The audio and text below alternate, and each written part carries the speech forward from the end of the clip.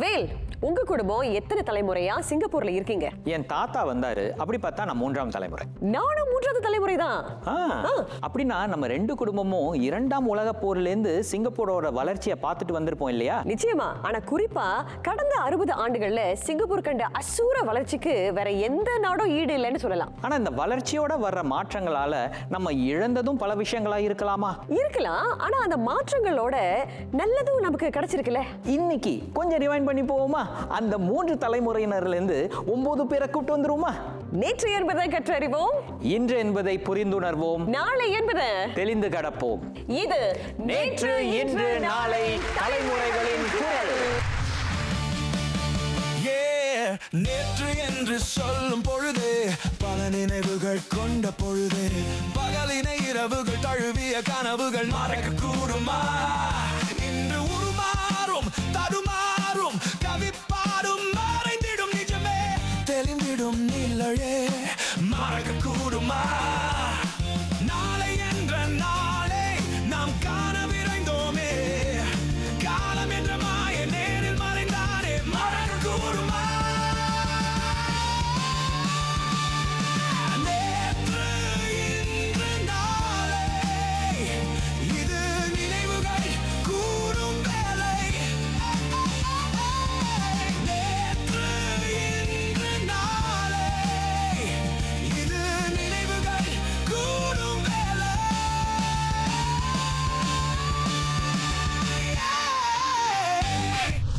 கடந்த 60 ஆண்டுகள்ல சிங்கப்பூரோட பரிமாற்றங்கள் பலவிதமா மாறி இருக்கு.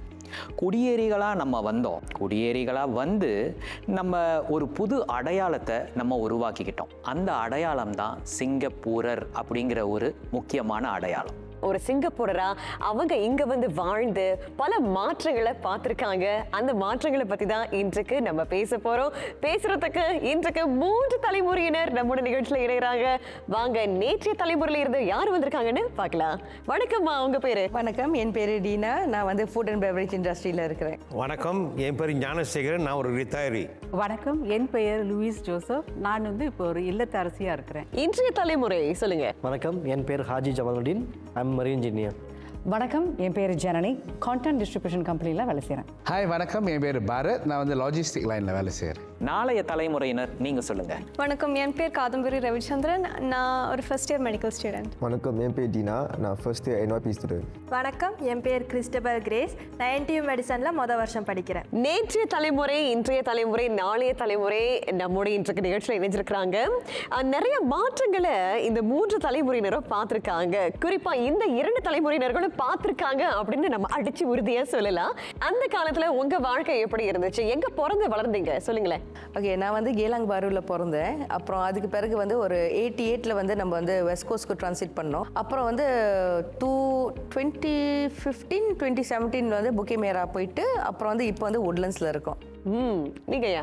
நான் வந்து சாங்கி குளிகா ரோட், அது ஒரு கம்பவுண்ட். அங்கே இருந்து வந்து பிறந்து வளர்ந்தோம். அப்புறம் வந்து லெவண்டர் ஸ்ட்ரீட் போனோம், அது மங்காக்கான்னு பேர். அப்புறம் அங்கேருந்து தோப்பாயை போனோம். தோப்பாயிலேருந்து அம்மோக்கியோ போனேன். அம்மோக்கியோலேருந்து ஸ்ரேங்குன்னோ போனேன். ஸ்ரேங்குன்னோ பசரீஸ் போனேன்.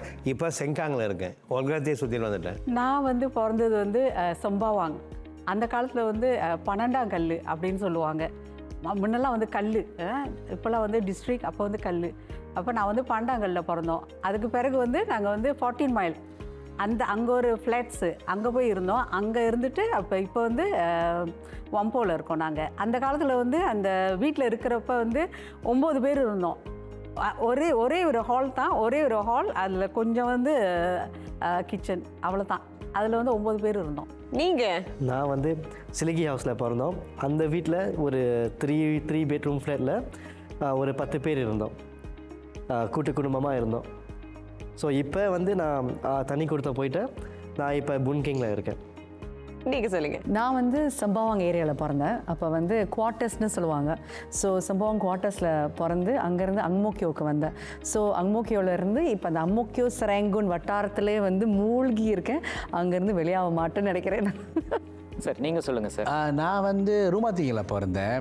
ஸோ ரூமாத்திங்கி வந்து it's actually it's 1 room 1 hall flat. So அங்கே வந்து மை பேரண்ட்ஸ் மொத்தம் 6 பேர் இருந்தோம். நாளைய தலைமுறையினர் நீங்கள் சொல்லுங்கள், நீங்கள் இப்போ எங்கே இருக்கீங்க? நான் 11 வருஷமாக நான் சார்ஜகாங்கில் இருக்கேன். இப்போவும் சார்ஜகாங்கில் இருக்கேன். நீங்கள்? நான் பிறந்ததுலேருந்து பெலிஸ்டில் இருக்கேன். நான் ஆரம்பத்துலேருந்தே புக்கிட் பஞ்சாங்கில் தான் இருக்கேன். சொல்லுங்கம்மா, உங்கள் ஆரம்ப காலம் எப்படி இருந்தது? அதாவது நீங்கள் வாழும் சூழ்நிலையாக இருக்கட்டும், உங்களை சுற்றி என்னென்ன விஷயங்கள் இருந்தது, உங்கள் வீடு எப்படி இருந்தது, அந்த விஷயத்தை கொஞ்சம் பகிர்ந்துக்க முடியும்? வீடு வந்து அப்போ வந்து ஒன் ஹால் 2 room வீடு.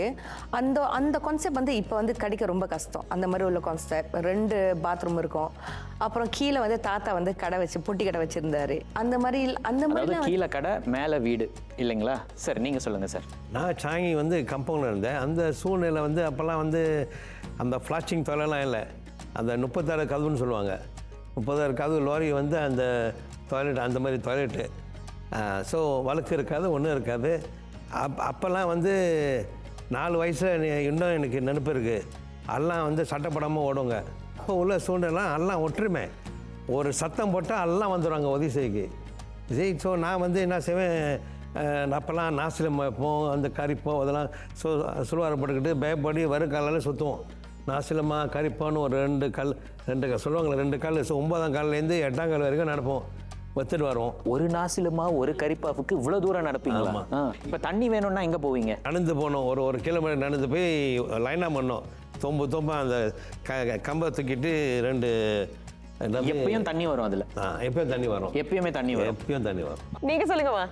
அந்த காலகட்டத்தில் வந்து எங்களோட வீடு வந்து இப்போ நாங்கள் இருந்தோம்னா நாங்கள் வந்து கிறிஸ்தவங்க, அடுத்தது வந்து மலாய்க்காரவங்க இருப்பாங்க, அதுக்கு பிறகு வந்து இந்து இருப்பாங்க, அதுக்கப்புறம் சீனா. நான் எதுக்கு நான் சொல்கிறேன்னா, அந்த காலத்துலேயே நாங்களாம் வந்து ஒற்றுமையாக வந்து அந்த மாதிரி வாழ்ந்துட்டோம். ஏன்னா நம்ம பார்த்து சார் சொன்னார், ஒரு குரல் கொடுத்தா எல்லாரும் வந்துருவாங்கன்னு சொன்னீங்க.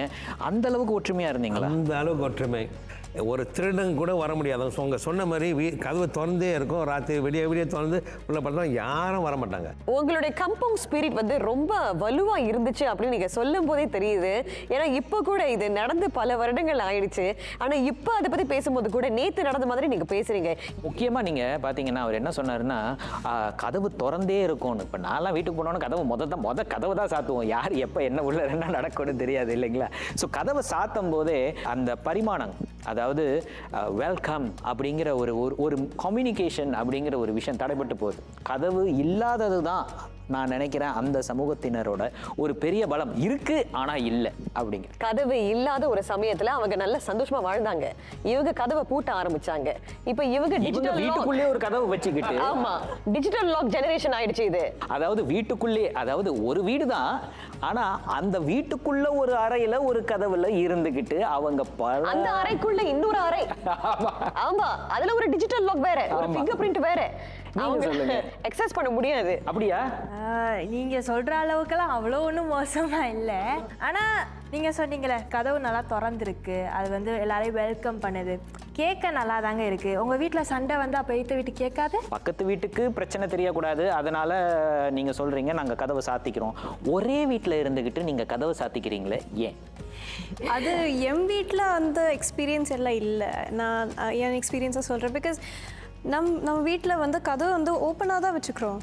obviously for personal businesses we keep it closed. but சரி, இப்போ நேற்றைய தலைமுறையினர் இவ்வளவு பேசினாங்க, அவங்களுடைய அனுபவங்களை வந்து கொட்டினாங்க இல்லையா? இந்த மாதிரி அனுபவங்கள் உங்ககிட்ட இருக்கா? தைரியமா சொல்ல முடியுமா நீங்க? முடியும். சொல்லுங்க. பிகாஸ் என் பக்கத்து வீட்டுக்காரங்க சீனியர் நெய்பர்ஸ் தான். அடிக்கடி லைக் நம்ம நெய்பர்ஸ் வந்து ஒரே வயசு தான். they would come to my house. நம்ம வீட்டுக்கு வந்து சேர்ந்து சாப்பிடுவோம். ஆக்சுவலி ஆனிவர்சரிஸ், பர்த்டேஸ் நம்ம சேர்ந்து நம்ம கொண்டாடுவோம். சாப்பிட்றது மட்டும் தான் செய்வீங்களா? அது மட்டும் இல்லை, நம்ம விளையாடுவோம். அந்த HDB வாய்ட் டெக்கில் நம்ம வந்து விளையாடுவோம், பந்து விளையாடுவோம், இல்லை நான் பார்க் போய் விளையாடுவோம். சேர்ந்து தான் நம்ம எல்லாம் பண்ணுவோம். இப்போ இவர் சொன்னார் இல்லைங்களா, அதாவது ஒரு குரல் போதும், எல்லாரும் ஒன்று கூடிடுவாங்க. உள்ளுக்குள்ள திருடுனாதான் உண்டு, வெளியிலேருந்து யாரும் உள்ள வர முடியாது. அந்த மாதிரி அனுபவங்கள் உங்களுக்கு இருக்கா? எங்களுக்கும் ஒரு டெக்ஸ்ட் அனுப்புனா போதும் உடனே வந்து ஹெல்ப் பண்ணிடுவாங்க. So neighbour to neighbour phone வச்சிருக்கீங்க. கம்பவுண்ட் சொல்கிறது வந்து நம்ம வந்து இந்த எட்டப் ஹவுஸ், அந்த குடிசை, அந்த மாதிரி கம்பவுண்ட் இல்லை. நான் நினைக்கிறேன் இங்கே நம்ம 3 பேரும் அந்த மாதிரி கம்பவுண்ட் வாழல. நான் வாழ்ந்த கம்பவுண்ட் வந்து 1 room 1 hall. 1 room 1 hall. அப்படின்னா என்னன்னு கேக்குறாங்க. என்னன்னு கேக்குறீங்க? நீங்க விஷுவலைஸ் பண்ணி சொல்லுங்க. ஒரு ரூம் தான் இருக்கும், ஒரு ஹால், அவ்வளோதான். ஓகே, என் கூட பிறந்தவங்க 4 பேர். ஸோ நம்ம 4 பேரும் வெளியே தான் படுப்போம். மெத்த கூட இருக்காது. ஒரு பிளாங்கெட்டை விரித்து அந்த மாதிரி படுத்து வளர்ந்த பிள்ளைங்க நாம்பலாம். ஸோ அதுதான் நான் வந்து கம்பவுண்ட் அட்மாஸ்பியர் நான் சொல்ல வரேன். உங்க மாடியில் இருக்கிற எல்லாரையும் உங்களுக்கு தெரியும். ஓகே, பட் என்னை பொறுத்த வரைக்கும் நான் சொல்கிறேன்னா, சின்ன வயசுலேருந்தே புக்கிட் பஞ்சாங்கில் தான் வளர்ந்தேன். எங்கள் புக்கிட் பஞ்சாங்குள்ளேயே எங்கள் friend circle is very tight. So என்னோட நண்பர்கள் நாங்கள் எல்லாருமே ஒரு 15-20 பேர் ஒரு குரூப் சேட் வச்சுருக்கோம். எதை கேட்டாலும் எப்போ எனக்கு இன்னைக்கு பூ வைக்கணும், வீட்டில் பூ இருக்கா, உடனே எடுத்துகிட்டு வந்து கொடுக்குறாங்க. அதாவது நண்பர்கள் அது வேற, ஆனா அண்டை வீட்டுக்காரருங்கிறது வேற. அந்த ஏரியாவில் இருக்கிறவங்க எல்லாருமே அண்டை வீட்டுக்காரர்கள் தானே. நாங்கள் ஒரே நான் உங்கள்கிட்ட ஒரு விஷயம் பிளாக்ல கேட்குறேன். நீங்கள் வந்து புக்கே பஞ்சாங்கன்னு சொல்கிறீங்களே, பத்தாங்கல் எங்கே இருக்குது தெரியுமா? அதெல்லாம் அப்படி சொல்லாதீங்க. நம்மளோட டர்ம்ஸ் டிஃபரெண்ட், உங்களோட டர்ம்ஸ் இப்போ கூட அந்த பத்தாங்கல் இருக்குது. அது வந்து உங்க மாடல்ல என்னமா மாத்திருக்காங்க? 10 mile ஜங்ஷன். அதுதான் பத்தாங்கல். இவங்கள்ட்ட கேளுங்க. அவங்க வந்து சொல்லிருந்தா நான் கரெக்டா இங்க இருக்குன்னு நான் சொல்லிருப்பேன். நீங்க பத்தாங்கன்னு சொன்னாலும் எனக்கு எப்படி தெரியும்? சரி ஜனனி, நீங்க சொல்லுங்க. நீங்க குவார்டர்ஸ்ல வாழ்ந்தீங்க, அங்கதான் நீங்க பிறந்தீங்கன்னு சொன்னீங்க. எவ்வளவு பெரிய வீடா அந்த வீடு இருந்துச்சு? எத்தனை பேர் அந்த வீட்ல இருந்தாங்க? அதே 1 room 1 hall தான். அவங்க சொல்ற மாதிரி 1 room 1 hall தான். கிரவுண்ட் லெவல் இருக்கும். நம்ம எல்லாருமே 1 room 1 hall குவார்டர்ஸ்ல இருந்தோம். ஸோ கதவுகள் அப்படின்னு பார்த்த ஞாபகம் கூட எனக்கு கிடையாது. எல்லார் கதவுகளும் திறந்து வாசல் இருக்கும். யார் வீட்டுக்கு வேணாலும் போய் ஹலோ ஆண்டி. ஸோ அம்மா அப்பா என்ன பண்ணுவாங்கன்னா, அப்பா ஷிஃப்ட் வேலை செய்யும் போது என்னை வந்து அம்மா வீட்டில் விட்டுட்டு போயிடுவாங்க. ஸோ அம்மா தான் பார்த்துக்குவாங்க. அப்பா அம்மா வந்துட்டோன்னே நான் வீட்டுக்கு வந்துடுவேன். ஸோ எப்போதுமே அந்த ட்ரான்சிஷன் வந்து எல்லாரோடையும் இருந்து பழக்கங்கள் நிறைய இருந்தது. சாப்பாடு விஷயத்தில் நீங்கள் பார்த்தீங்கன்னா நிறைய ஷேரிங் இருக்கும். நிறைய ஷேரிங். அதே நேரத்தில் டிசிப்ளின் வந்துட்டாலே யார் வீட்டில் யாருக்கு அடி உழுவுது நல்லா கேட்கும். போடுற சத்தத்தில் அந்த கேன் எல்லாமே நல்லா கேட்கும். அந்த நடக்கிற நேரத்தில் நாங்கள் அப்படியே அமைதியாயிருவோம். ஒரு பர்த்டே ஃபங்க்ஷன்னாலே குவார்ட்டர்ஸில் இருக்கிற எல்லாருமே வந்துடுவாங்க. எல்லாருமே சேர்ந்து சமைப்பாங்க, எல்லாருமே சேர்ந்து சாப்பிடுவாங்க. அந்த ஃபீலிங் ஒரு பரிமாற்றங்கள் இருக்கும்ன்றீங்க. நீங்க சொல்லுங்க, உங்களோட அனுபவங்களை சொல்லுங்க. நம்ம முன்ன வந்து சிலிகி ஹவுஸில் வந்து நான் அங்கே தான் பிறந்தேன், அங்கே தான் வளர்ந்தேன். ஒரு விசில் அடித்தா கூட எல்லாரும் கீழே வந்துடுவாங்க. அவர் குரல், நீங்க வந்து விசில். சரி, அது மட்டும் தான் மாறி இருக்கு தலைமுறையில். ஸோ விசில் அடித்தா எல்லாரும் வந்துடுவாங்க கீழே பிளாக் கேச்சிங் விளையாட. ஸோ அது வந்து விசில் அடித்தா கேச்சிங் விளையாடுற வந்துடுவாங்க. இது வந்து ஒரு சிக்னல் நம்ம கமிட்டியில் நோட் கம்யூனிட்டியில் ஸோ கீழே வந்து விளையாடுவாங்க. ஸோ அவங்க வந்து திடீர்னு டாக்டர் ஆகிடுவாங்க. திடீர்னு டாக்டர் ரத்தம் வருதா, சரி ஓகே ஐஸ் பாத்து போய் வாங்கி அவங்களே செஞ்சு விட்டு வீட்டுக்கு தெரியக்கூடாதுன்ட்டு. வீட்டுக்கு தெரியக்கூடாது. இல்ல அது ரொம்ப முக்கியம். வந்து அந்த வெட்டு பட்டது அவருக்கு வந்து அந்த வெட்டு பட்டது அழுவ வரப்பட்டாரு. இதுக்கப்புறம் வீட்டுக்கு போய் அடி வாங்கணும். அதுதான் பண்பாடு, கலாச்சாரம், சமூக உணர்வு வலுப்படுத்தும் விவாதம். எங்கேயும் போயிடாதீங்க. ஒரு சிறிய இடைவேளை. இது நேற்று, இன்று, நாளை தலைமுறைகளின் குரல்.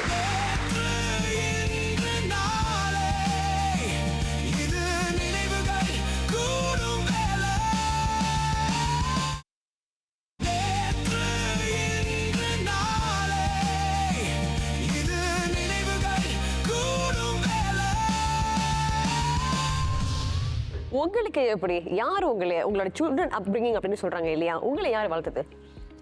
நான் வந்து குவார்ட்டர்ஸில் இருக்கும் போது அம்மா அப்பா வேலைக்கு போகும்போது அம்மா வீட்டில் தான் இருந்தேன். அந்த காலகட்டத்தில் வந்து கற்றுக்கிட்ட ஒரு பெரிய விஷயம் வந்து டிசிப்ளின், இண்டிபெண்டன்ஸ். இப்போ வந்து கிச்சனை விட்டு நீங்கள் ஹாலுக்கு வரும்போது எலக்ட்ரிசிட்டி ஆஃப் பண்ணலன்னா அதுக்கெல்லாம் அடிலாம் வாங்கியிருக்கேன் நான். ஸ்விட்ச் ஆஃப் பண்ணாததுக்காக? ஆமாம், ஸ்விட்ச் ஆஃப் பண்ணாததுக்கு. இந்த தருணத்துல நீங்க வந்து அடினா என்னன்னு உங்களுக்கு சொல்லணும். ஏன்னா இந்த காலத்துலலாம் தட்டுனாலே அடிதான் இல்லையா? அதாவது அடினா என்ன அப்படிங்கிற ஒரு இலாபரேட்டா உங்களுக்கு சொல்லுங்க. அடினா பெல்ட்னு வரும், ரோத்தான்னு வரும். இப்பெல்லாம் வந்து அவங்க பெல்ட் கையில கிடைக்கிறதெல்லாம் அடிதான். அதாவது அடிச்சது ஃபுல்லா நீங்க தான் அப்படின்னு அவங்களோட ட்ராமாட்டிக் எக்ஸ்பீரியன்ஸை உங்களை கை காட்டி தான் பேசிக்கிட்டு இருக்கிறாங்க. ஆனா எவ்வளவு சிரிச்சுக்கிட்டே சொல்றாங்க பாத்தீங்களா மூவரும்.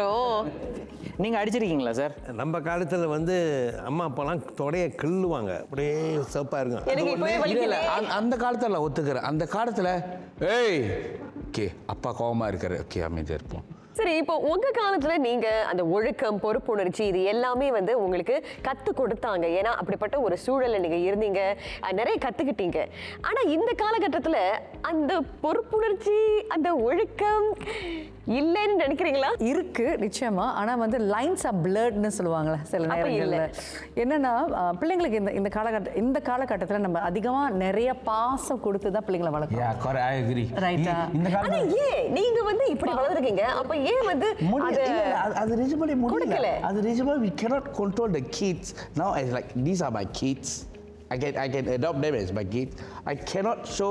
இப்போ நான் வளர்ந்த வாழ்க்கையை வந்து இவங்கள்ட்ட நான் காட்ட முடியாது. இல்லை, அதாவது இப்போ எனக்கு இவங்க தான் அடித்தாங்கன்னு இவங்கள கை காட்டினாங்க. அதுக்கப்புறம் இவங்களெல்லாம் அடிக்கவே முடியறதில்ல, நீங்கள்லாம் வந்து ஸ்ட்ராபெரி ஜெனரேஷன் உங்களை கை காட்டினாங்க. நீங்கள் என்ன நினைக்கிறீங்க? பாவங்களா, அவங்கள பார்த்தா எனக்கு பாவமாக இருக்குது. அவங்க என்னமோ சொல்லணும்னு நினைக்கிறாங்க. நீங்கள் சொல்லுங்கள். அவங்க வந்து பெற்றோர்களை வளர்க்குற முறை எல்லாருக்கும் ஒரே வாழ்க்கை கிடையாதுல்ல. என் பெற்றோர்கள் வந்து என்னை அடிச்சுட்டு வளர்த்தாங்க. கம்பம் அப்படின்னு சொன்ன மாதிரி இங்கே ஆரம்பித்து அங்கே வரைக்கும் வந்திருக்கு. ஆமாம், ஏன்னா வந்து சின்ன வயசுலேருந்து இது மாதிரி பண்ணாடா வந்து ஒரு ஏஜ் வந்துடும் வந்து புரியும். ஸோ அதுக்கப்புறம் என் வீட்டில் வந்துடு. என் வீட்டில் எனக்கு கீழே 2 தங்கச்சி, ஒரு தம்பி பாப்பா. எல்லாரையும் அடிச்சுட்டா வளர்க்குறாங்க. ஆனால் என்னை மட்டும் ரொம்ப அடித்தாங்க. ஆனால் நான் மூத்த சொல்லி இப்போ என்ன தம்பி அதிகமாக வாங்குவாங்க. ஆமாம். ஆனால் அப்படி பார்க்கும்போதும் இல்லை, இப்போ என் ஃப்ரெண்ட்ஸாக பார்க்கும்போது அவங்க அடி வாங்கினதே இல்லை. இப்போ நான் சொன்ன மாதிரி அப்பா வீட்டுக்கு வந்துடுவாங்க. அப்பா வேலை முடிஞ்சு நான் போவேன், அப்பா கீழே போகலாமா விளாட கேட்குன்னு போவேன். அப்பா முறைச்சிக்கிட்டே வருவாங்க.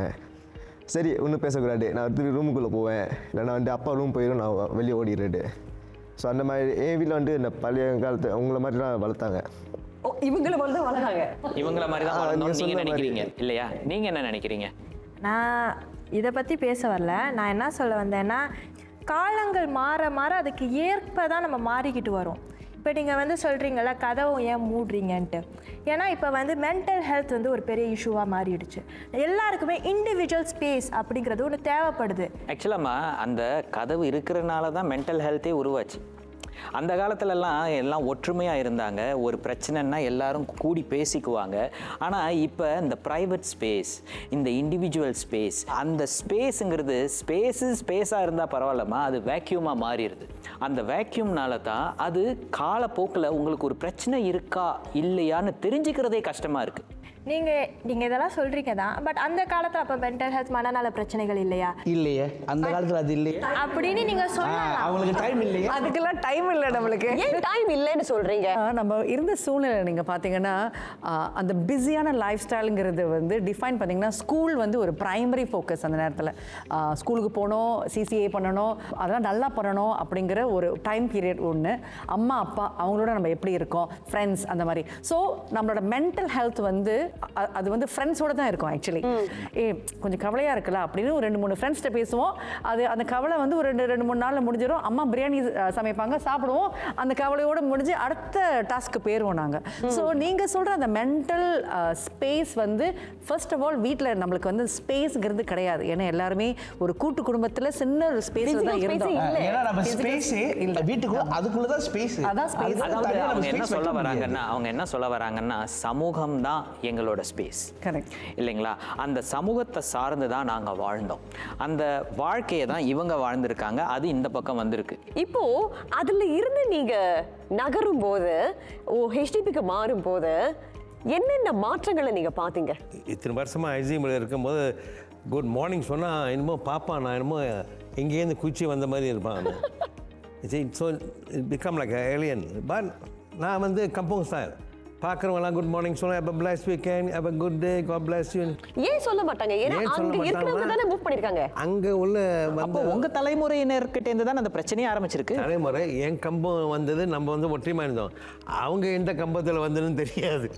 ஆனா வழக்கமா பொதுவா ஒரு வீடமைப்பு பேட்டையில ஒரு இனத்தவர் மட்டும் இருக்கக்கூடாது, பல இனத்தவர்கள் இருக்கணும், மலாய்க்காரர்கள், சீனர்கள், இந்தியர்கள் எல்லாருமே ஒரே பேட்டையில இருக்கணும்னு சொல்லிட்டு அந்த EIP ஒன்று வந்துச்சு 1989.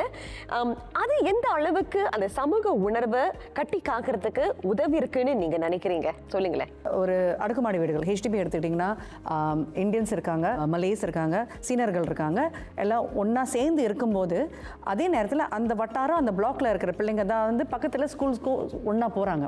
ஸோ நீங்கள் பார்த்தீங்கன்னா சோஷியலைசேஷன் பிரகாரம் நீங்கள் பார்த்தீங்கன்னா நம்ம எல்லாருமே நம்மளோட ஃப்ரெண்ட்ஸ் மிக்ஸே மாறுது இந்த காலகட்டத்தில். இப்போ கீழே போய் நம்ம வந்து பிளாக் கேச்சிங் விளையாடும் போது கூட நம்ம இனத்தவர்கள் மட்டும் விளையாடாமல் சீன பிள்ளைங்க விளையாடுவாங்க, மலாய் பிள்ளைங்க விளையாடுவாங்க. அந்த இன்டிகிரேஷன் ரொம்ப முக்கியம்னு நினைக்கிறேன். ஸோ அஃப்கோர்ஸ் கவர்மெண்ட்டுக்கு நிறைய ஃபோர்சைட் இருந்திருக்கு. இது வந்து ஒரு முன் உதாரணமாக வச்சுட்டு தான் எல்லாருமே இருக்கணும். இப்போ வந்து அங்பாவ் கொடுக்கறது அது வந்து ஒரு சீன வழிபாட்டு. இப்போ சைனீஸ் நியூ அன்னைக்கு அங்பாவ் கொடுக்குறோம். ஆனால் இப்போ நீங்கள் பார்த்தீங்கன்னா நம்மளோட தீபாவளி அங்பாவ் கூட கலர்லாம் மாற்றி தீபாவளிக்கான விஷயங்கள்லாம் போட்டு அழகாக நம்ம ப்ரெசென்ட் பண்ணிட்டோம். ஆனால் 20 வருஷத்துக்கு முன்னாடி நம்ம இந்திய அங்பாவ் பார்த்துருக்கோமா? இல்லை. அது இப்போ வந்து சைனீஸ் வழிபாட்டு முறையில் கற்றுக்கிட்ட ஒரு விஷயம். உங்களுடைய தலைமுறையில் இப்படிப்பட்ட கலாச்சார பரிமாற்றங்கள், பழக்க வழக்கங்கள் இருக்குதா? கண்டிப்பாக இருக்குங்க. ஏன்னா நாங்கள் தான் இப்போ வந்து இன்க்ளூசிவாக இருக்கோம். அதாவது என் வீட்டை விட்டு என் வீட்டுக்கு பக்கத்து வீடு வந்து மளிகைக்கார வீடு தான். பிகாஸ் ஆஃப் சரி, அவர் பேர் என்ன? அந்த சின்ன பையன் பேர் யூசப். வெளில போனால் சிஸ்டர்னு கூப்பிடுவான். தூக்கி வச்சுக்கிட்டு அதுதான் பஸ்ஸு, அதுதான் MRT. நான் தான் அவனை தூக்கி வச்சு கற்றுக் கொடுப்பேன். ABCD கொண்டு நான் கற்றுக் கொடுத்துருக்கேன்.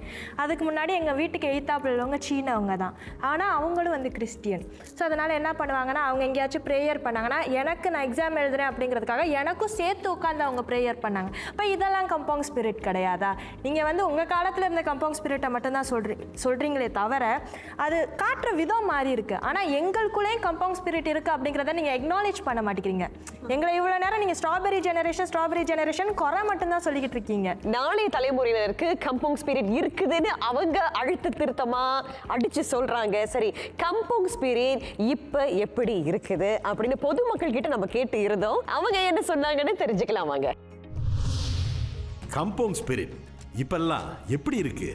அப்போ உள்ள ஜெனரேஷனில் வந்து ரொம்ப ஓல்ட் ஜெனரேஷன், சீனியர், நம்ம சிறு வயசுங்கெல்லாம் வந்து ரொம்ப என்ஜாயபிள் கேதரிங்கு, பல கல்ச்சர்ஸை நம்ம பின்பற்றுறோம். இப்போ உள்ள ஜெனரேஷனில் வந்து ரொம்ப மாறி இருக்குது, டிஃப்ரென்ஸாக இருக்குது. இப்போலாம் வந்து அந்த காலம் மாதிரி இல்லை, ஒன்றும் சொல்கிறதுக்கு இல்லை. இப்போ உள்ள ஜெனரேஷனுக்கும் நம்மளுக்கும் ரொம்ப டிஃப்ரெண்ட்ப்பா.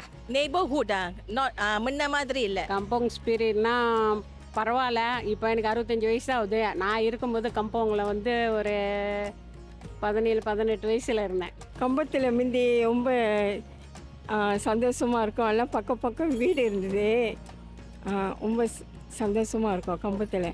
இப்போ எல்லாம் HDBயா. இப்போ சமூக உணர்வு அவ்வளவா இல்லை அப்படின்னு பல பேரும் சொல்லி இருந்தாங்க.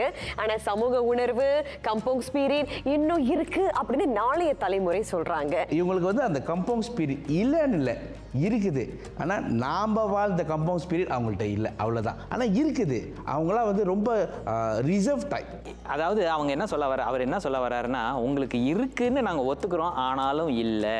ஆனால் நீங்கள் என்ன சொல்ல வரீங்க? கம்பவுண்ட் ஸ்பிரிட் அப்படின்னா என்ன? அதுக்கு ஒரு வரையறை தாங்க முதல்ல. ஏன்னா நீங்கள் என்ன சொல்கிறீங்கன்னா எங்களுக்கெல்லாம் கம்பவுண்ட் ஸ்பிரிட் இருக்குது, உங்களுக்கு இல்லைன்னு சொல்கிறீங்கல்ல. கம்பவுண்ட் ஸ்பிரிட் அப்படிங்கிறதுக்கு ஒரு வரையறையே முதல்ல இல்லை. அது வந்து ஒரு ஃபீலிங். அதாவது இவங்களும் நானும் ஒன்று அப்படிங்கிற ஒரு ஃபீலிங்.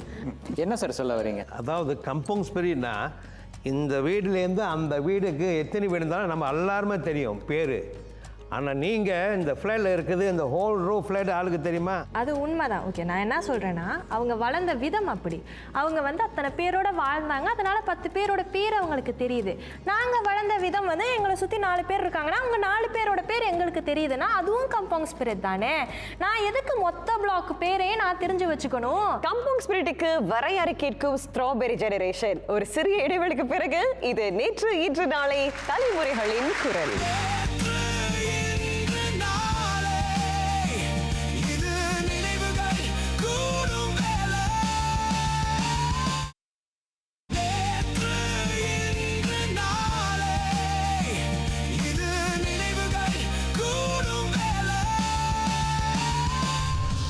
இப்போ அந்த காலத்துலயும் சரி இன்றைய தலைமுறையினரும் சரி இவங்களோட கம்பவுண்ட் ஸ்பிரிட் ரொம்ப வேறுபட்டு இருக்கிறதுனால, ஏன்னா அவங்க நிறைய உழைத்தாங்க, நிறைய லேபர் ஒர்க் அவங்க செஞ்சாங்க.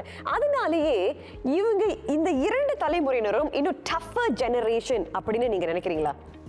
அப்படின்னு கிடையாது. அவங்க டஃபர் ஜெனரேஷன் இல்ல உங்களை விட அப்படின்னு சொல்றீங்க. அவங்கள டஃபர் ஜெனரேஷன் இல்லைன்னு நான் சொல்லலை, ஆனால் நீங்கள் அதை கம்பேர் பண்ண முடியாதுன்னு தான் நான் சொல்கிறேன். அவங்களோட பிரச்சனைகள் வேற, எங்களோட பிரச்சனைகள் வேற.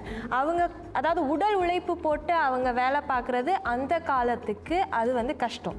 ஆனால் நாங்கள் உடல் உழைப்பு போடலைனாலும் நாங்கள் படுற கஷ்டங்கள் வேற, பிரச்சனைகள் வேற, அதை தாண்டி வரோம்ல. அப்போ அதுக்கும் ஒரு டஃப்னஸ் தேவையா இல்லையா? அவங்களுக்கு நான் பதில் சொல்கிறேன். நம்ம விதை போட்ட தொழில் தான் இப்போ அவங்க ஸ்மார்ட்டர் ஜெனரேஷன் இருக்காங்க. சரி, அவங்க காலத்தில் ஃபுட் கார்ன் ஆக்கர்ஸ், நம்ம காலத்தில் ஃபுட் ஆக்கர்ஸ் நம்மக்கிட்ட வரும். தள்ளு வண்டி புலோரி தான் பூபோய் தான். அந்த காலத்தில் கிராப் இருக்குது. சாக் வைத்த டிக்டாக் ஆர்டர் பண்ணிட்டு அப்புறம் வந்து கொடுப்பான். ஓ, பாத்தீங்களா, அவங்க ஆரம்பிச்சிருக்காங்க கிராப். உங்க காலத்துல அந்த டெலிவரி சர்வீஸ் கூட இருந்துச்சு. சாப்பாடு வந்து அவங்க மேல அனுப்புவாங்க, நீங்க வாளியில வந்து காசு கீழே போட்டு அனுப்புவாங்க. என்ன வேணும்னு உடனே chalk Vaidya okay me Kolami எடுத்து கொடுத்துருப்போம். அங்கேயே கிண்டி கொடுத்துருப்போம். அங்கேயே கிண்டி கொடுத்துருப்போம் சுட சுட. அதான் கிராப், இம்மீடியட் டெலிவரி. ஃபுட் கோர்ட்டுக்கெல்லாம் போக வேண்டியது, ஒக்க சென்டருக்கெல்லாம் போக வேண்டியது. தள்ளு வண்டி மீசியாம் புலோரி தாம் பூபோ எல்லாம் செஞ்சு அங்கேயே வந்து கொடுப்பான். அந்த பொண்ணு சொல்கிறது நான் ஒத்துக்கிறேன். அந்த பிள்ளை சொல்லிச்சு இந்த காலத்து பிள்ளைகள் வந்து ஸ்மார்ட், அதை நான் ஒத்துக்கிறேன். ஸ்மார்ட், நீங்கள் எப்படி ஸ்மார்ட்டாக வந்தீங்க? இவங்கெல்லாம் கஷ்டப்பட்டதுனால தான் நீங்களாம் ஸ்மார்ட்டாக வந்தீங்க. இவங்களாம் நான் யாரை சொல்கிறேன்? உங்கள் அப்பா அம்மாவை. இவங்களாம் வந்து இந்த கஷ்டப்பட்டதுனால தான் நீங்களாம் ஸ்மார்ட்டாக வந்திருக்கிறீங்க. உதாரணத்துக்கு நம்ம ஒரு சிம்பிள் ஒரு இது சொல்லுவோமே. அந்த காலத்தில் இப்போ அப்பா அம்மாலாம் நீங்களாம் காய்ச்சல்னு பார்த்தா எத்தனை அப்பா அம்மா வந்து டாக்டருக்கு போயிருக்கிறாங்க? சும்மா சாதாரண காய்ச்சலுக்கு, இல்லை சாதாரண தலைவலிக்கு போயிருக்கிறாங்களா? உங்கள் அப்பா அம்மா தாத்தா பாட்டிலாம் போயிருக்கிறாங்களா? இந்த காலத்து பிள்ளைங்கள பாருங்கள், காய்ச்சல் வந்தாலே போதும், please go and see doctor. Actually அவங்களோட எக்ஸாம்பிளை நான் அட்ரெஸ் பண்ணணும்னு நினைக்கிறேன். அதாவது அந்த காலத்தில் வந்து காய்ச்சல் வந்தால் எல்லோரும் பார்த்துக்குவாங்க, நாங்களே இது டேக் கேர் பண்ணிக்குவோன்னு சொல்கிறீங்க. ஓகே தான். அப்படி காய்ச்சலை வெறும் காய்ச்சலாக நினச்சிக்கிட்டு நானே பார்த்துக்கிறேன்னு சொல்லிட்டு எத்தனை குழந்தைகள் இறந்து போயிருக்காங்க. அது ஒரு அதை வந்து அட்ரெஸ் பண்ணாதனால அங்கே ஒரு இஷ்யூ இருக்குன்னே தெரியாமல் எத்தனை பேர் வந்து அந்த சீரியஸ் ஆகிற வரைக்கும் அதை வெயிட் பண்ணிட்டு பார்த்துருக்காங்க. அதனால தான் இந்த காலத்தில் காய்ச்சல் இருக்கா, ஓகே டாக்டர்கிட்ட போ, அது ஒன்றுமே இல்லைனாலுமே போய் செக் பண்ணிட்டு வா. ஏன்னா ஒருவேளை அதுக்கு ஒரு ஃபேக்டர் இருக்குமா அப்படின்னு நம்ம ப்ரிகாஷன் எடுக்கிறோம். ஏன்னா அந்த தலைமுறையிட்டேருந்து கற்றுக்கிட்டு அவங்க செஞ்ச தப்புலேருந்து நாங்கள் கற்றுக்கிட்டு வரோம். அதை வந்து நாங்கள் காய்ச்சல் வருது அப்படிங்கிறதுனால நாங்கள் டாக்டர் போகிறனால நாங்கள் வீக்னு ஆயிடாது. நாங்கள் வந்து எந்த ஒரு தப்பும் நடந்துடக்கூடாதுன்னு ஒரு ப்ரிகாஷன் எடுக்கிறது மேக்ஸ் அஸ் ஸ்மார்ட். ஸோ அதை தயவு செஞ்சு ஒரு எக்ஸாம்பிளாக யூஸ் பண்ணாதீங்க இந்த இடத்துல. இல்லை, ஒத்துக்கிறோம், நாங்கள் ஒத்துக்கிறோம். ரொம்ப சூடா இந்த விவாதம் போயிட்டு இருக்கு. இந்த விவாதத்தை இன்னும் சுவாரஸ்யமாக்குறதுக்கு ஒரு சிறப்பு விருந்தினர் நம்மோடு இப்ப நிகழ்ச்சியில இணைய போறாரு. த மீடியா ப்ரொடக்ஷன்ஸின் நிறுவனர், இயக்குனர், தயாரிப்பாளர், எழுத்தாளர், பேச்சாளர்னு கலைத்துறையில் மட்டும் இல்லாமல் சமூகத்திலையும் பன்முகங்கள் கொண்டவர் தான் திரு முகமது அலி. அவர் தான் இன்றைக்கு நம்மளோட சிறப்பு விருந்தினர். தகவல் தொடர்பு பிரிவில் பல நிகழ்ச்சிகளை வழங்கியிருக்காரு. சிறந்த படைப்பாளர் விருதை பிரதான விழாவில் பெற்றிருக்காரு. அது மட்டும் இல்லாம விருது பெற்ற நிகழ்ச்சிகள் பலவற்றை நமக்கு வழங்கியிருக்காரு. நேருக்கு நேர், எங்க பேட்டன்னு சொல்லிக்கிட்டே போகலாம். இன்றைக்கு அவரை அழைக்கலாம், வாங்க முகமது அலி. வணக்கம் அலிமா. டாக்டர், என்ன செய்தி? வணக்கம் சார். வணக்கம் சார். இந்த நிகழ்ச்சிக்கு வந்ததுக்கு ரொம்ப ரொம்ப நன்றி. அழைச்சதுக்கு ரொம்ப நன்றி. இந்த காரசாரமான விவாதத்தை நீங்களும் இவ்வளவு நேரம் பொறுமையா உட்கார்ந்து கேட்டுக்கிட்டு இருந்தீங்க. உங்களுடைய கருத்தை பகிர்ந்து கொள்ளுங்களேன். அதாவது நான் கொஞ்சம் யதார்த்தமா பேசலாம் அப்படின்னு நினைக்கிறேன். நிஜங்களை விட ஞாபகங்கள் ரொம்ப சுவாரஸ்யமானவை, ரொம்ப அழகானவை. நீங்கள் சொன்னீங்க அந்த சட்டை இல்லாமல் குழந்தைகள்லாம் ஆண் பிள்ளை பெண் பிள்ளைங்கிற வித்தியாசமே இல்லாமல் ஓடி வந்தீங்க. அப்போ வயசு என்ன உங்களுக்கு? 4 வயசு. ஓகே, சரி, நான் கேட்குறதுக்கு இதுதான் காரணம். அவரவர்களுடைய குழந்தை பருவம் என்பது அவரவர்களுக்கு ரொம்ப அழகான ஒரு காலகட்டம். கிறிஸ்டபலுக்கும் அதுதான், ஐயாவுக்கும் அதுதான். அப்போ கம்போங் அப்படின்னு சொல்லும்பொழுது நம்ம எதை பற்றி பேசிகிட்டு இருக்கிறோம், எந்த காலகட்டத்தை பற்றி பேசிகிட்டு இருக்கிறோம் அப்படின்னு பார்த்தீங்கன்னாக்கா பெரும்பாலான இடங்களில் அவங்க குழந்தை பருவத்தை பற்றி தான் பேசிகிட்டு இருக்காங்க. ஸோ அதில் பார்த்தீங்கன்னா ஒரு ஒரு ஒரு ஒரு ஓவலாப் இருக்கும். குழந்தை பருவம் ஏன் அழகானது அப்படின்னா வந்து இந்த வாழ்க்கையை ஒரு கோழி குஞ்சு மாதிரி, ஒரு முட்டையிலேருந்து வெளியில் வந்த கோழி குஞ்சு மாதிரி நம்ம முதல் தடவை பார்க்குறோம். எல்லாமே புதுசு, அப்பா அம்மாவோட அரவணைப்பு இருக்குது, பொறுப்புகள் கிடையாது, மரம் ஏறி கீழே விழுந்து காலை உடைச்சிட்டாலும் 3 மாதம் ஸ்கூலுக்கு போகாமல் ஜாலியாக இருக்கலாம். ஆனால் வளர்ந்த பிறகு அந்த சலுகைகள்லாம் இருக்காது. வாழ்க்கை அவ்வளவு நியாயமாக அல்லது அன்போடு நம்மளை நடத்தாது. நமக்கு வந்து அழுத்தங்கள் இருக்கும், நம்முடைய பொறுப்புகள் ரொம்ப அதிகமாக இருக்கும். இதெல்லாம் வச்சு பார்க்கும் பொழுது அந்த குழந்தை பருவத்தை பற்றி தான் நிறைய பேர் பேசிகிட்டு இருக்காங்க. இப்போ அந்த கம்போங் ஸ்பிரிட் அப்படின்னு நம்ம சொல்லும் பொழுது அது என்ன கேட்டிங்கன்னா இன்னும் அப்படி இருக்குன்னு நினைக்கிறேன். நான் கிறிஸ்தவர் சொல்கிறத ஓரளவுக்கு ஒத்துக்கிறேன். ஏன்னா புதுசாக அவங்க ஒரு வாழ்க்கையை உண்டு பண்ணலை. நீங்கள் போட்ட அந்த அடித்தளத்தை தான் அவங்க இப்போ வந்து அதில் தான் அவங்களுடைய வாழ்க்கை கட்டமைப்பை வந்து அவங்க நிறுவிட்டு இருக்கிறாங்க. அப்படிங்கும்பொழுது பலகாரம் கொடுக்குறதா இருக்கட்டும், ஆன்ட்டி ஹவ் ஆர் யூ அப்படின்னு வந்து கேட்குறதா இருக்கட்டும், இது எல்லாமே நீங்களும் பண்ணியிருக்கிறீங்க, அவங்களும் பண்ணியிருக்கிறாங்க. பாருங்கள், எனக்கு இந்த நிகழ்ச்சியை பொறுத்த வரைக்கும் நான் இந்த தலைப்புக்கு வர ஒத்துக்கிட்டதுக்கு ஒரு முக்கியமான காரணம், எங்கப்பேட்டை நிகழ்ச்சி நீங்கள் சில பேர் பார்த்துருப்பீங்க அந்த நிகழ்ச்சியை. அதில் வந்து கிட்டத்தட்ட ஒரு 200 பேர்கிட்ட நாங்கள் பேசணும். அவங்களுடைய கதைகள், அவங்களுடைய அனுபவங்கள், அந்த வாழ்க்கை, அதெல்லாம் பார்த்தீங்க அப்படின்னாக்கா அந்த வீடுங்கிற கட்டடத்தை தாண்டி பல பிரதேசங்களை தொட்டுச்சு. அதில் முக்கியமாக வந்து ஞாபகங்கள். இப்போ அந்த கம்போங்னு வந்து ஐயா சொல்லும் பொழுது, நீங்கள்லாம் சொல்லும் பொழுது உண்மைதானே, ஞாபகங்களை பற்றி தானே பேசுகிறீங்க. அதை விலை மதிப்பிட முடியாத ஞாபகங்கள், பொக்கிஷமாக நம்முடைய மனதில் நாம் வந்து பொத்தி வைத்த ஞாபகங்கள். ஸோ அந்த காலகட்டத்தை பற்றி அவங்க பேசும்பொழுது கம்போங்கா இப்போ உள்ள அந்த நவீன அடுக்குமாடி வீடா அப்படின்லாம் பேசும்பொழுது அதை வச்சு நம்ம வித்தியாசப்படுத்த முடியாது. ஏன்னா சிங்கப்பூரில் கட்டப்பட்ட முதல் அடுக்குமாடி வீடுகளில் சிலிகி ஹவுஸும் ஒன்று. அவங்களுக்கு அதுதான் கம்போங். அப்புறம் அந்த அந்த அந்த கம்போங்கே வந்து பேர் இருக்கும். அடுத்த கம்போன்னு சொல்லுவோம்.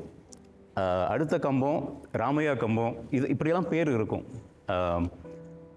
ஸோ அங்கே அது வந்து இது எப்படி புரிஞ்சுக்கணும்னு நான் நினைக்கிறேன்னாக்கா, இந்த காலகட்டத்தில் பார்த்தீங்க அப்படின்னாக்கா it's a individual as a society tension தான். அதாவது என்னுடைய தனி உரிமை அப்புறம் சமூகத்துடைய இடம், இந்த ரெண்டுக்கும் எப்போதுமே இருக்கிற அந்த போராட்டம் தான் காலகட்டத்தை முடிவு பண்ணுது. நம்ம வந்து உலகத்தை எப்படி பார்க்குறோங்கிறத முடிவு பண்ணுது. அப்போ அந்த ஒரு தனிமனித சுதந்திரம், தனிமனித இடம்னு இருக்கு இல்லையா, அந்த சுற்றளவு வந்து ரொம்ப குறுகலான ஒரு சுற்றளவு. எல்லாருக்கும் தெரியும், அடி வாங்குறதே தெரியுது. அதை விட இன்னும் இந்த 36 கதவு நீங்கள் தான் சொன்னீங்களா, உங்களுக்கு தெரியுமா அது என்னன்ட்டு? மனித கழிவுகளை அகற்றுறது ஒருத்தர் வருவார். நேற்று ராத்திரி அவங்க என்ன சாப்பிட்டான்னு காலையில் தெரியும். ஏன்னா நம்ம அங்கே பயன்படுத்த வேணும், வேறு வழி இல்லை. அப்படிப்பட்ட ஒரு இடத்துல கழிவுகளை கொண்டு போகிற ஒரு காலகட்டம். அதுவே தெரியுது அப்படின்னாக்கா what privacy are you talking about? ஒரே ஒரு பைப். நினச்சி பாருங்கள், ஒரு வீட்டில் ஒரு 5 பேர்னு கணக்கு வைங்களேன், 50 பேர் ஒரு குழாயில் வர்ற தண்ணியை பயன்படுத்தணும், குளிக்கணும், எல்லாரும் வேலைக்கு போகணும், அங்கே உள்ள பிள்ளைகள் எல்லாருமே கிட்டத்தட்ட ஒரே நேரத்தில் பள்ளிக்கூடத்துக்கு போகணும். அப்போ இது வந்து சரியாக போகணும் அப்படின்னாக்கா எவ்வளோ பொறுமை இருந்திருக்கணும், எவ்வளவு சகிப்புத்தன்மை இருந்திருக்கணும். அதை பற்றி தான் அவங்க சொல்லிகிட்டு இருக்கிறாங்க. 50 பேர் இருந்த ஒரு இடத்துல ஒரே ஒரு பைப்பை வச்சு அவங்களால வாழ முடிஞ்சது. அவங்க உங்கள்கிட்ட கேட்குற கேள்வி என்ன தெரியுமா? அதே 50 பேர் ஒரே ஒரு பைப்பு உங்களால் முடியுமான்னு கேட்குறாங்க. அதான் கேட்குறாங்க. கொஞ்சம் உண்மையாக சொல்லுங்களேன், கஷ்டம் தானே? உண்மைதான், நான் இல்லைன்னு சொல்லலை. உங்களுக்கு அந்த கட்டாயம் இருந்துச்சு, எங்களுக்கு இப்போ அந்த கட்டாயம் இல்லை. 50 பேர் ஒரு பைப் தான் யூஸ் பண்ணணும்னு ஒரு கட்டாயம் இருக்குது. இப்போ எல்லாருமே நம்ம ஹெச்டிபி வீட்டில் தானே வாழ்கிறோம். இப்போ நம்ம எல்லாருமே இந்த மாதிரி வாழ்ந்துட்டு நாளைக்கு நீங்கள் திருப்பி போய் அந்த 50 பேர் நீங்கள் ஒரு குழாயில் இது பண்ணுங்க அப்படின்னு சொன்னால் உங்களால் முடியும்? இல்லை, ரொம்ப அழகான ஒரு இது. அதுதான், அங்கே தான் நான் வரேன். அவங்க வாழ்க்கை, அவங்க இருந்த சூழல் அந்த மாதிரி. ஆனால் ஐயா, இன்றைக்கி நான் உங்களை கொண்டு போய் அங்கே அந்த இடத்துல அந்த 36 கதவு இது சொன்னீங்க, லிமுசின் சொன்னீங்க இல்லையா, அந்த இதில் தான் நீங்கள் வந்து உங்கள் காலை கடன்கள்லாம் முடிக்கணும்னு சொன்னாக்கா கொஞ்சம் உண்மையாக பேசுவோமே. இங்கே எல்லாருமே கொஞ்சம் உண்மையாக பேசுவோம். உங்களால் முடியும், ஒரு திமிரோட பண்ணிடலாம். ஆனால் இப்போ மாறிட்டோம் தானே? இப்போ மாறிட்டோம். ஆனால் என்னோட வளர்ப்பு முறை, நான் பட்டாளத்தில் 50 வருஷம் இருக்கிற தொட்டு நான் இருந்துடுவேன். வேறு வழி இல்லைன்னா செய்கிறது இல்லை, வேறு வழி இல்லை, இதுதான் செய்யணும். இன்றைக்கி வந்து சாப்பாடே கிடையாது, வெறும் ரொட்டி மட்டும் தான் சாப்பாடுனா அது மட்டும் தான் சாப்பாடு. இல்லை சார், நீங்கள் சொல்கிறது இப்போ அந்த காலத்தில் நீங்கள் சொன்னீங்க, அவர் சொன்னீங்களா ஒரு கொலையில் 50 குடும்பம், for them got no choice. ஆமாம், டி காட் எடக். ஆனால் இந்த காலத்து பிள்ளைங்க ஒரு வீட்டில் open minded, they will think out of the box. அவங்களுக்கு வந்து பல ஆல்டர்னேட்டிவ் இருக்குது. நான் எது காலைல போய் குளிக்கணும், நான் ராத்திரியை வந்து 2-3 பாத்திரத்தில் வந்து தண்ணி பிடிச்சி வச்சுட்டு நான் காலைல என் பிள்ளைங்களை குளிக்கிறேன்னு சொல்லிட்டு அவங்களுக்கு அந்த ஒரு ஆப்ஷன் இருக்குது. சார், எந்த தலைமுறையினர்கிட்ட வந்து சிங்கப்பூரர் அப்படிங்கிற அடையாளம் ஓங்கி இருந்துச்சுன்னு நினைக்கிறீங்க? இல்லை, எல்லார்ட்டையும் இருக்குன்னு நினைக்கிறேன். எல்லா தலைமுறையினரும் கண்டிப்பாக. சிங்கப்பூரர்கள் அப்படிங்கிற அடையாளம் வந்து இவங்களுக்கு இருந்த காரணம் வேற, இவங்களுக்கு இருந்த காரணம் வேற, அவங்களுக்கு இருக்கிற காரணம் வேற அப்படின்னு வேணால் சொல்லலாம். இப்போ இவங்களுக்கு வந்து சிங்கப்பூரினுடைய நாடு அப்படிங்கிறது 2-3 இடத்துல வெளிப்படும். ஒன்று, அவங்க எல்லாம் வந்து ஒரு காலகட்டத்தில் அந்த அந்த மாஜுலா சிங்கப்பூர் அப்படின்னு பாட்டு கேட்டால் எந்திரிச்சு நிற்கிற வீடெல்லாம் இருந்தது, அந்த பிள்ளைங்கள்லாம் எந்திரிச்சு நிற்கிற இதெல்லாம் இருந்தது. இப்போ நான் பார்க்கல, என் பிள்ளைகள்கிட்டே நான் அதை பார்க்கல. நாடு சம்மந்தப்பட்ட எதுவாக இருந்தாலும், அது விளையாட்டாக இருந்தாலும், மலேசியா கப் நீங்கள் பாருங்கள், அதை பாருங்கள், ஓங்குறாங்க பாருங்கள். இந்த இந்த இந்த தலைமுறைக்கும் இந்த நடுவில் பாவமாக உட்காந்து மாட்டிக்கிட்டு இவங்களுக்குமே அந்த உணர்வு, ஒரு நாட்டுப்பற்று, நம்முடைய குழு விளையாடுது அப்படிங்கிறது வந்து ரொம்ப தீவிரமாக இருந்த ஒரு காலகட்டம் இருந்தது. இன்றைக்கி நம்ம பல நாட்டில் பார்க்கலாம். பாகிஸ்தான் வர்சஸ் இந்தியா கிரிக்கெட்னாக்கா பாருங்களேன் எப்படி இருக்கும்ட்டு. யாருமே எதுவுமே அன்றைக்கி லீவ், யாரும் போக மாட்டாங்க. அந்த மாதிரி ஒரு கட்டம் இருந்தது சிங்கப்பூர்லேயுமே. அவங்களுக்கு எப்படின்னா, இதில் எத்தனை பேர் வந்து வெளியூருக்கெலாம் சின்ன பிள்ளையில் போயிருப்பாங்கன்னு எனக்கு தெரியாது. ஆனால் அந்த பிள்ளைங்களுக்கு வந்து உலகம் ரொம்ப வாசலுக்கு வெளியே வந்துருச்சு. அவங்களுக்கு நிறைய, நீங்கள் எல்லாருமே வெளியூர் போயிருப்பீங்கன்னு நினைக்கிறேன், ட்ராவல் பண்ணியிருப்பீங்க. சார், உலகம் அவங்க கைக்குள்ளேயே வந்துருச்சு. ஓகே, அதுவும் வந்து ஒரு முக்கியமான விஷயம். அவங்க வந்து ஒரு உலக பிரஜைகளாக ஆகிறதுக்கான காரணங்கள் நிறைய இருக்குது. நீங்கள் எத்தனை வயசில் பிளேன் எடுத்தீங்க? நான் 18 வயசு. அதான் இருக்க 18 வயசு. பட்டாளத்தில் இருக்கும்போது C-130 C-130 அதுவும் ஆர்மி ஃப்ளைட்டு. ஸோ உங்களுக்கு புரிய நான் சொல்றது, அவங்க உலகம் வேற. நிறைய பயனுள்ள தகவல்களை, ஞாபகங்களை வந்து நீங்க தூண்டி விட்டீங்க அப்படின்னு சொல்லலாம். எங்க தலைமுறையா இருக்கட்டும், மில்லேனியல்ஸா இருக்கட்டும், இல்ல ஜென்சிஸா இருக்கட்டும், எங்களுக்கு உங்ககிட்ட இருந்து கத்துக்கிறதுக்கு நிறையவே இருக்கு. அதனால அந்த ஒப்பிட்டு பார்க்கறத விட்டுட்டு என்ன நம்ம கத்துக்கலாம் அப்படின்னு நம்ம கண்ணோட்டத்துல கொஞ்சம் மாற்றத்தை கொண்டு வந்தோம்னா, பரந்த மனசோட அவங்களையும் நம்ம ஏற்றுக்கொள்வோம், இவங்களையும் நம்ம ஏற்றுக்கொள்வோம். அதுதான் நாங்க சொல்ல வரோம். ரொம்ப நன்றி சார், இன்றைக்கு நிறைய நல்ல நல்ல விஷயங்களை சொல்றதுக்கு ரொம்ப நன்றி. ரொம்ப நன்றி சார்.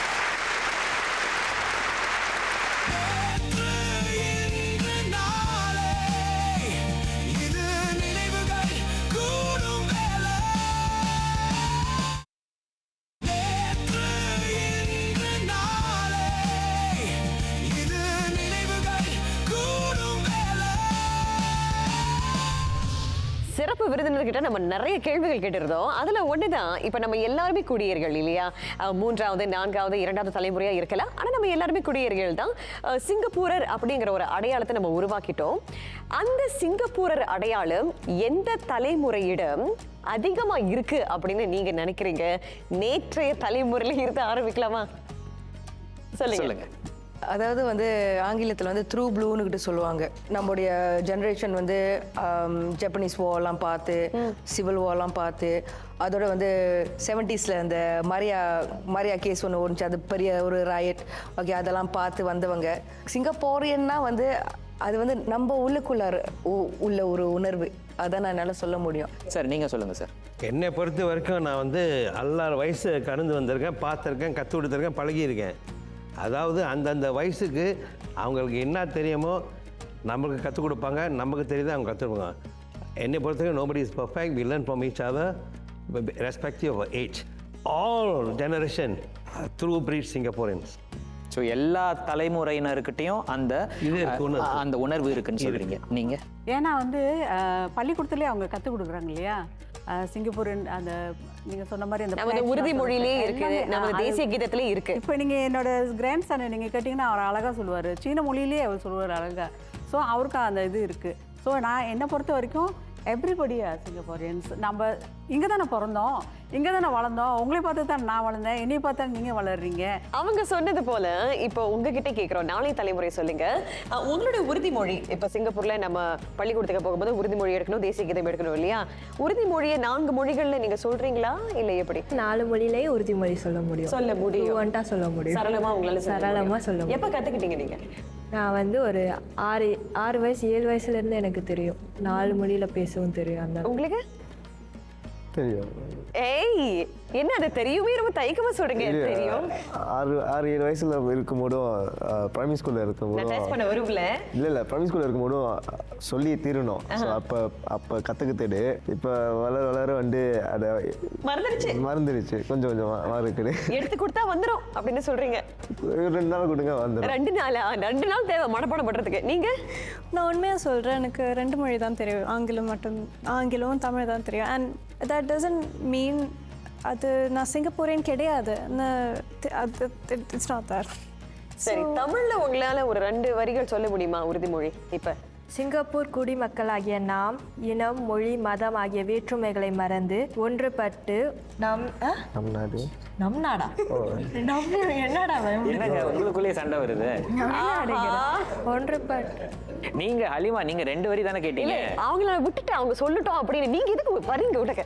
சார் நீங்க சொல்லுங்க சார். அதாவது சிங்கப்பூரருங்கிற அடையாளம் உங்க தலைமுறையினர்கிட்ட அதிகமா இருக்குன்னு நினைக்கிறீங்களா? எஸ்.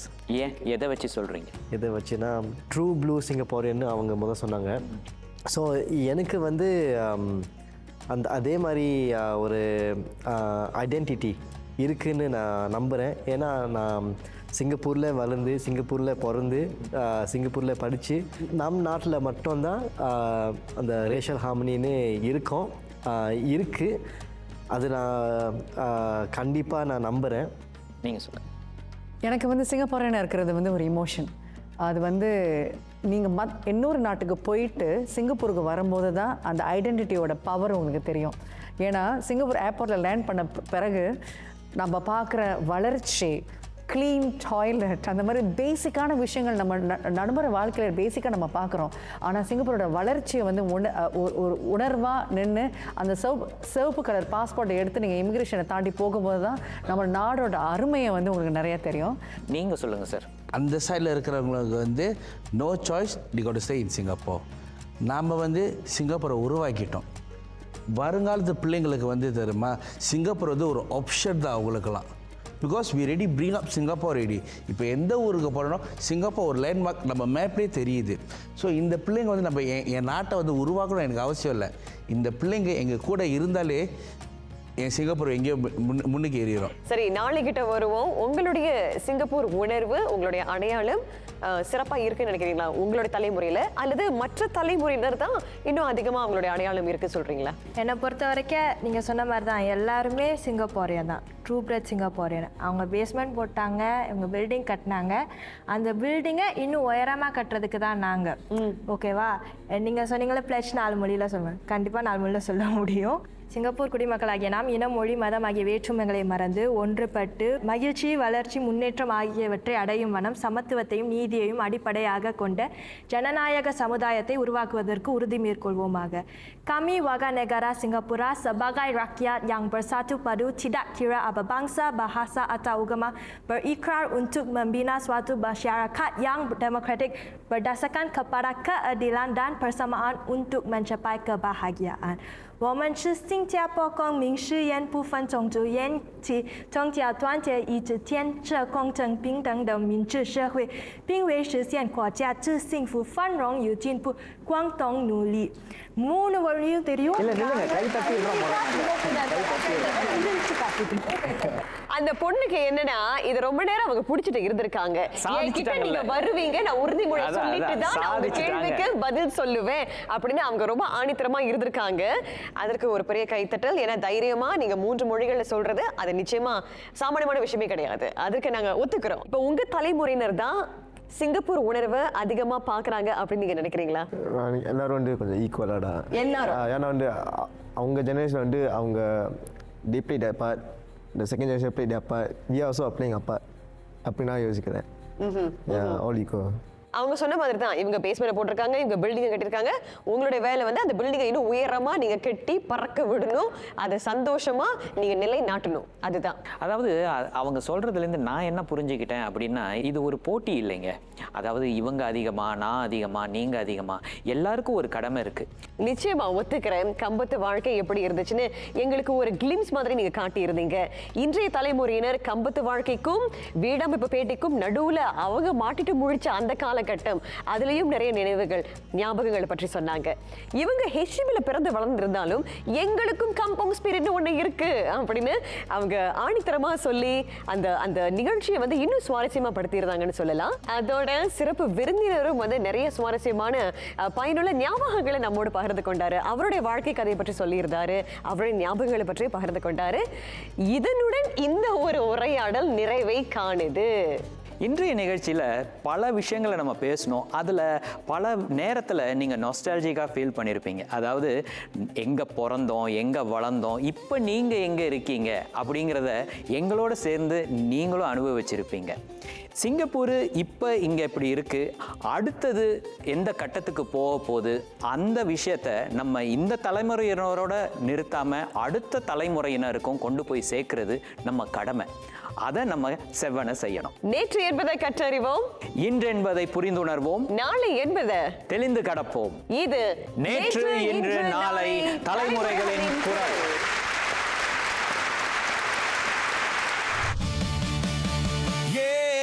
நேற்று என்று சொல்லும் பொழுது பல நினைவுகள் கொண்ட பொழுது பகலினை இரவுகள் தழுவிய கனவுகள் மறக்க கூடுமா? இன்று உருமாறும் தடுமாறும் கவிப்பாடும் மறைந்திடும் நிஜமே தெளிந்திடும் நிழலே